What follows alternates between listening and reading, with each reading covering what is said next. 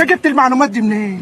كلنا دلوقتي بنلاحظ فاكهه او خضار كتير موجودين في السوق حجمهم كبير جدا، واول كلمه بنقولها ان الخضار ده محقون كيماويات واسمده وحاجات كتير جدا عشان تخليه بالمنظر ده. الحقيقه ان دلوقتي ان الاسمده والمبيدات الحشريه دي اللي بيحطوها للخضار او الفاكهه بقت امر ضروري جدا علشان كمان الانتاج يطلع بسرعه وعلشان الفاكهه ما تبوظش اثناء التخزين. من هنا بدانا نسمع عن حاجات اسمها المنتجات العضويه، ودي بكل بساطه الفاكهه او الخضار اللي مكتوب عليها كلمه اورجانيك، ودايما بنلاقيها في اي هايبر كبير. كمان بنلاقي ناس كتير بتدفع فلوس كتير جدا عشان تشتري الفاكهه او الخضار بس ما يبقى مكتوب عليها كلمه عضويه.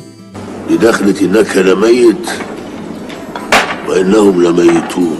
طيب ايه المنتجات دي؟ دي منتجات بتتزرع وتتخزن بصوره طبيعيه جدا، يعني من غير ما يحطوا ليها اي اسمده او كيماويات او اي مبيدات حشريه، ولكن بيحطوا ليها اسمده طبيعيه يعني منتجات بتتزرع كده وفقا للمواصفات الفنيه الدقيقه من الاتحاد الدولي. النوع ده من الخضار بياخد فتره طويله جدا لغايه ما الانتاج يطلع، على عكس بقى المنتجات الغير عضويه اللي هي الخضار والفاكهه العاديين اللي احنا بنشتريهم يوميا واللي دايما هتلاقي فيها اسمده وكيماويات كتير. ولكن احدث الدراسات العلميه ان المنتجات العضويه الغاليه قوي دي اللي ناس كتيره بتشتريها ما فيهاش قيمه غذائيه اعلى من الفاكهه والخضار العاديين اللي احنا بنشتريهم. وعلشان نحل كل الجدل ده خليك حريص دايما انك تغسل الخضار او الفاكهه اللي بتشتريها كويس جدا جدا علشان تمنع اي كيماويات او اي مواد مضره تدخل الجسم، ومش كل حاجه مكتوب عليها اورجانيك نشتريها. وبكده خلصت حلقه النهارده، استنونا في حلقات جايه كتيره، وسلام عليكم.